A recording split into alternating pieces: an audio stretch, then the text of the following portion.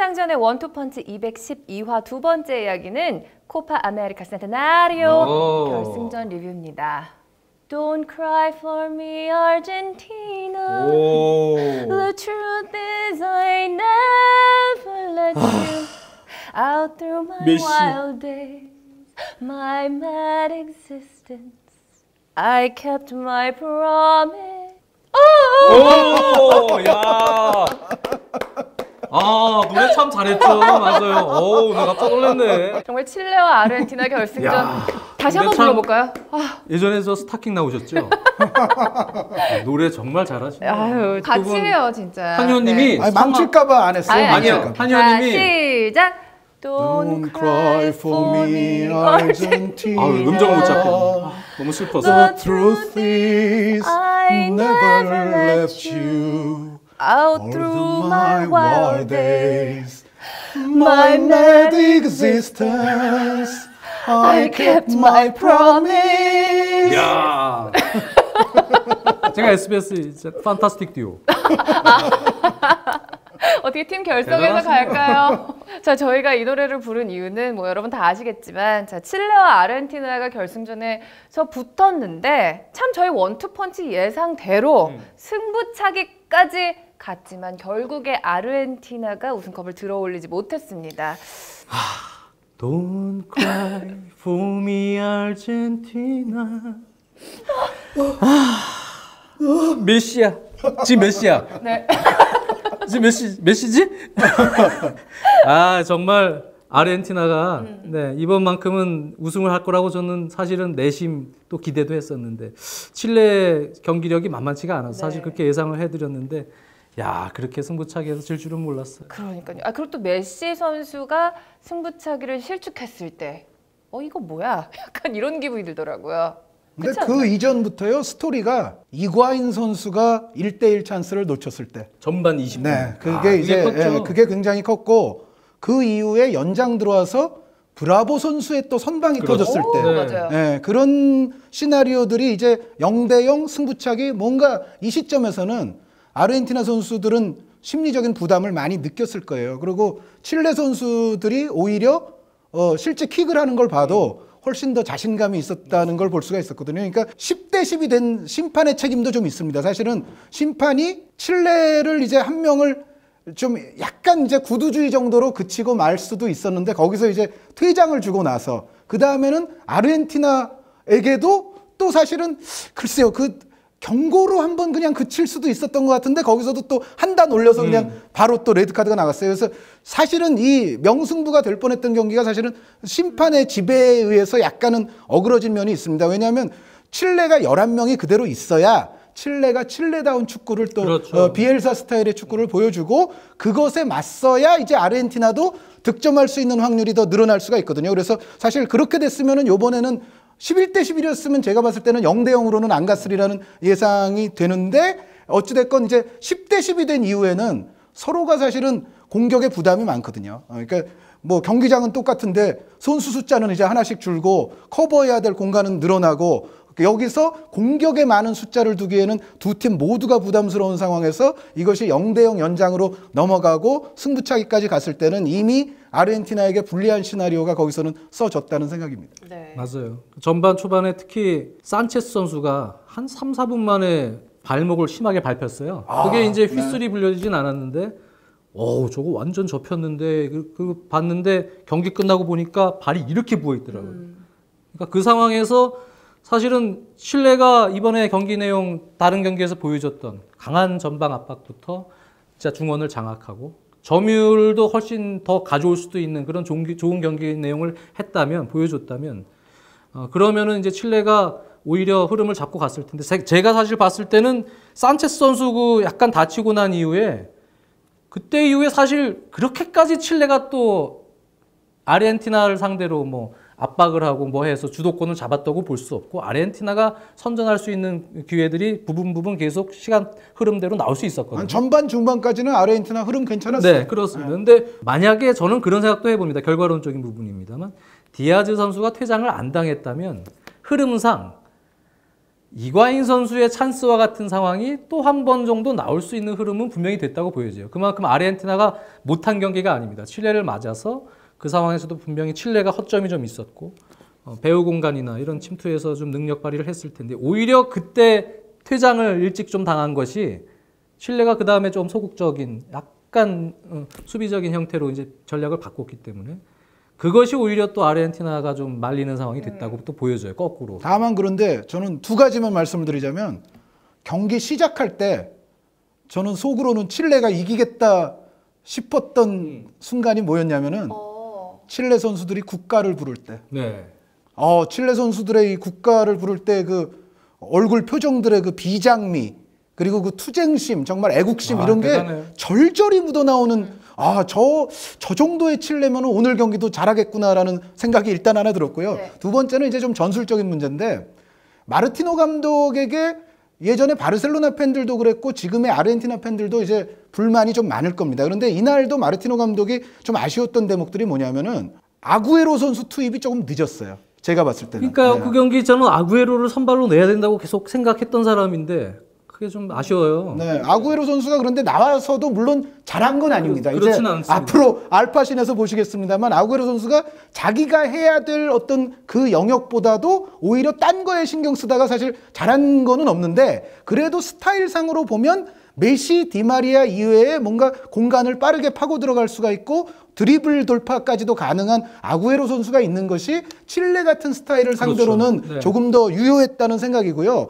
여기서 이제 또 두 번째는 디마리아 선수를 뺄 때 물론 이제 디마리아 선수가 이제 부상이 있는 상태에서 후유증이 있어서 전반 초반을 제외하고는 영향력이 점점 줄기는 했습니다. 그런데 디마리아 선수를 뺄 때 크라네비테르 선수는 아니었던 것 같아요. 이거는 아무리 10대 10의 그 당시는 상황이라 하더라도 아르헨티나가 그래도 이것을 연장이라든가 승부차기로 안 끌고 갈 생각이 있었다면 사실 라베시 선수의 부상으로 가동을 못한 건 좀 아쉬운데 라멜라 선수 정도는 넣었어야 된다고 봅니다. 그러니까 라멜라 선수를 넣었어도 라멜라 선수는 수비 가담도 꽤 열심히 하는 선수이기 때문에 전체적으로 수비와 공격을 오르락내리락 하면서 메시와 이과인에게 도움을 줄 수 있었던 선수라는 생각이 드는데 디마리아를 크라네비테르로 바꾸는 순간 이제는 아르헨티나도 거의 연장 가겠다는 얘기와 다를 바가 없어요. 그것은 타타 마르티노 감독이 상당히 또 이 중요한 순간에 소극적인 교체를 함으로써 경기를 어떻게 보면은 칠레가 원하는 방향으로 만들어준 의미도 저는 충분히 있었다는 생각이 듭니다. 라멜라 선수를 쓰기는 했는데 나중에 연장전 다 끝날 때 가서 너무 늦게 썼어요. 그래서 저희가 이제 전술적인 부분을 알파신을 이용해서 자세하게 분석을 해드릴 테고요.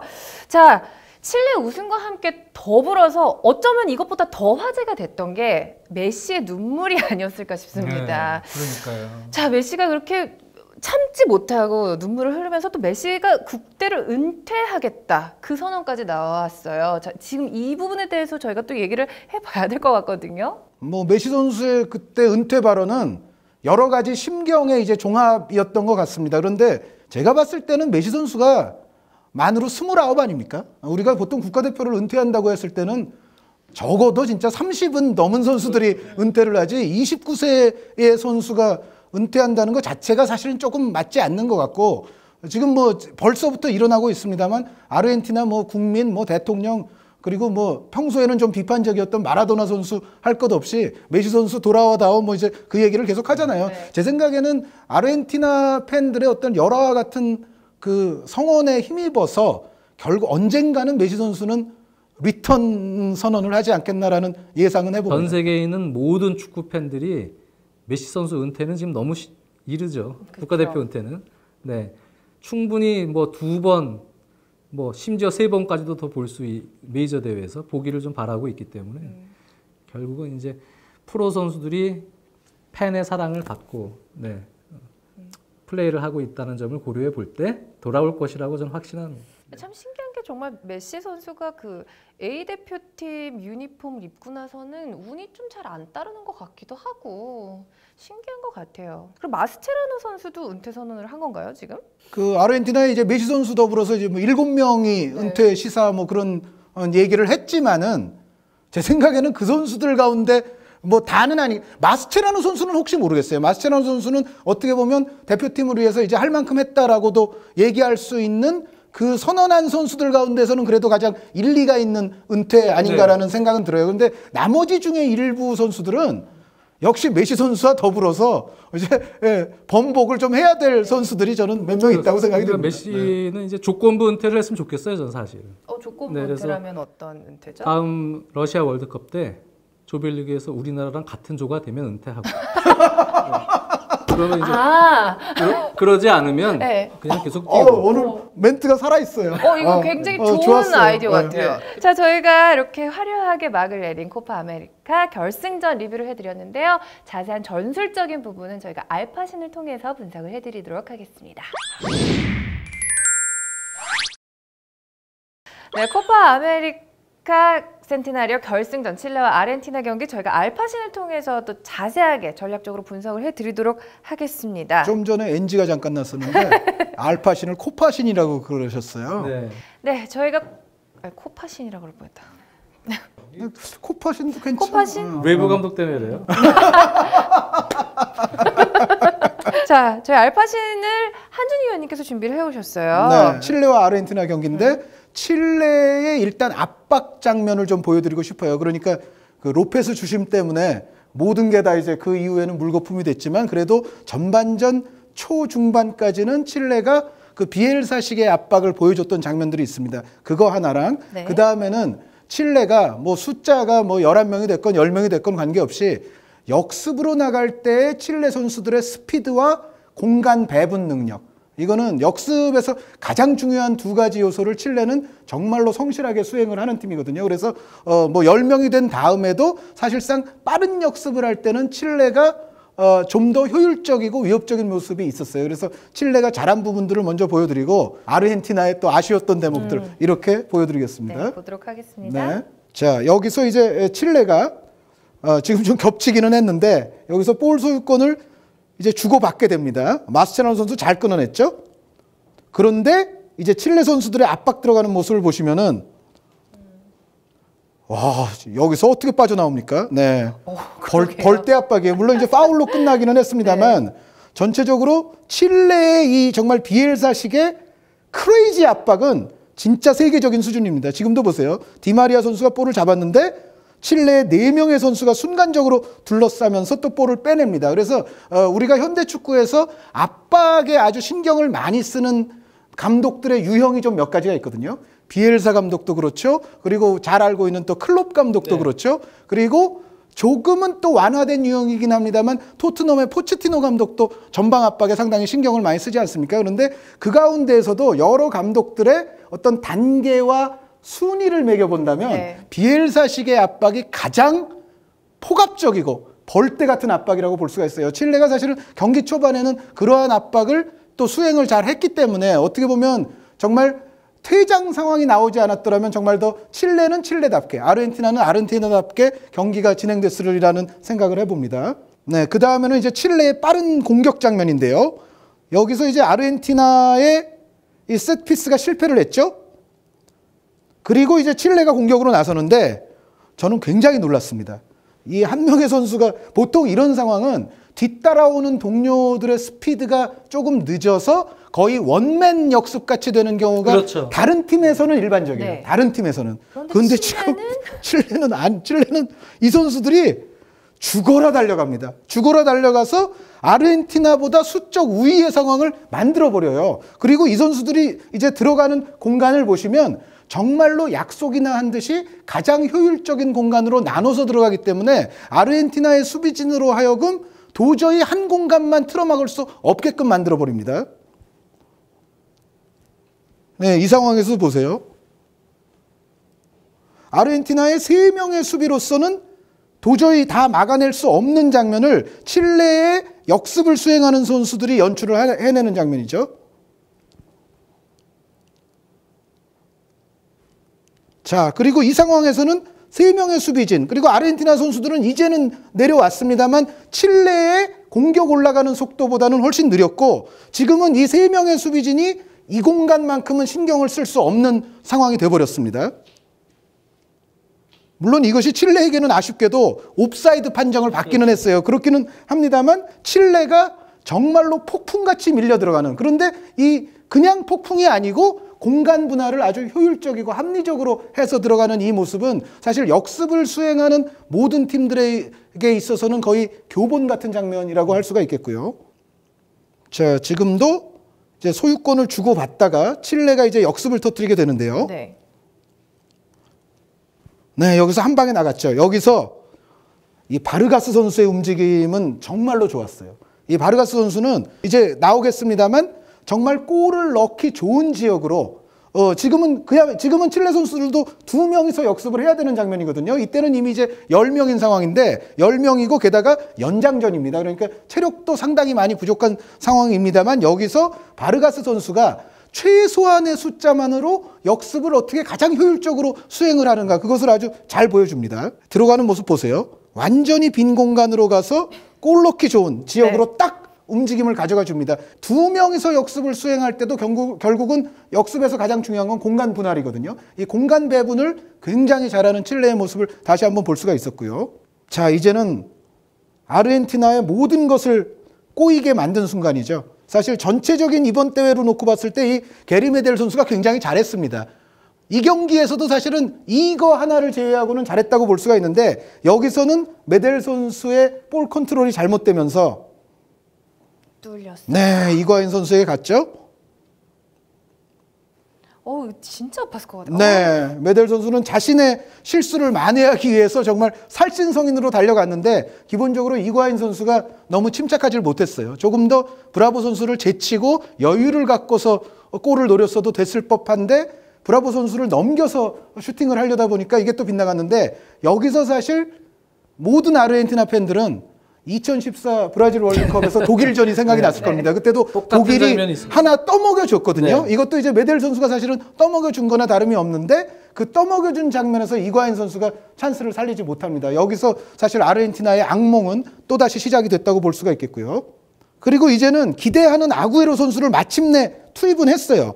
근데 이제 여기서 이제 메시 선수가 정말 몇 명입니까?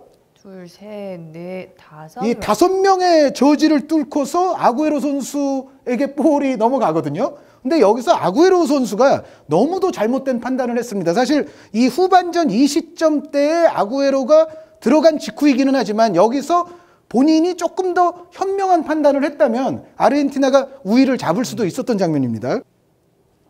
자, 메시가 엄청나게 고생을 해서 지금 넘겨줬죠? 네.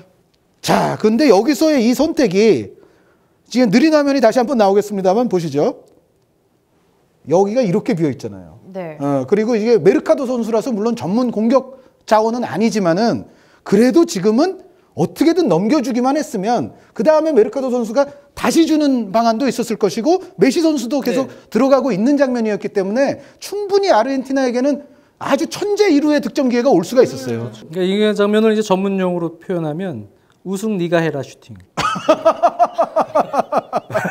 우승 가져가라 슈팅. 네. 아구에로 선수에게 사실은 요구됐던 거는 아까 장재현 위원하고도 얘기를 했습니다만 좀 더 빠른 돌파 능력이라든가 공간 침투 능력이라든가 이런 부분으로 하여금 칠레의 수비진을 그만큼 이제 아구에로 같은 유형의 선수가 들어가면 교란할 수 있다는 거 아닙니까?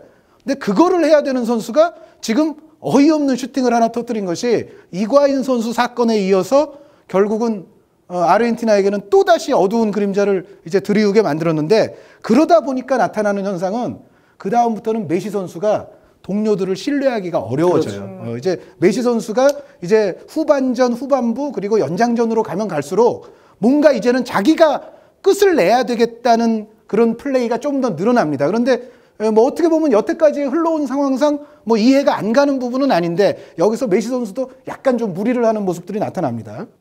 네, 지금도 메시의 아주 장거리 드리블이 나오게 되는데요. 근데 사실 메시 선수가 약간 이전 타이밍에 좌우 측면의 동료를 볼 수는 있었어요. 볼 수는 있었습니다만 여기서 결국은 말씀드렸던 대로 그 이전에 흘러왔던 상황들이 메시 선수로 하여금 주는 것보다는 그래도 내가 뭔가를 끝내겠다라는 그런 어떤 플레이를 조금 더 늘어나게끔 만들었기 때문에 결과적으로는 이 모든 것들이 아르헨티나의 우승에는 안 좋은 대로만 그대로 흘러갔다. 평상시 메시보다는 여유가 확실히 없었어요. 네네. 아구에로는 약간 삐졌던 것 같고. 내가 왜 이번 대회 주전이 아닌가? 그러니까요. 네, 이과인에게 왜 밀려 있었나? 네. 네. 그런 이제 삐진 상황에서 나온 플레이 같아요. 오늘 전문 용어가 굉장히 많이 나와요. 네가 해라 슈팅, 삐졌어. 삐졌다. 네, 네. 네. 아무튼 정말 아르헨티나에게는 정말 좀 애석한 그런 결승전이었습니다. 자, 이렇게 저희가 코파 아메리카 결승전을 또 알파신을 통해서 분석을 해드렸는데요. 저희가 세 번째 이야기도 기다리고 있습니다. 세 번째 이야기에서는 신태용의 와일드카드에 대해서 저희가 아주 자세하게 분석을 해보도록 하겠습니다.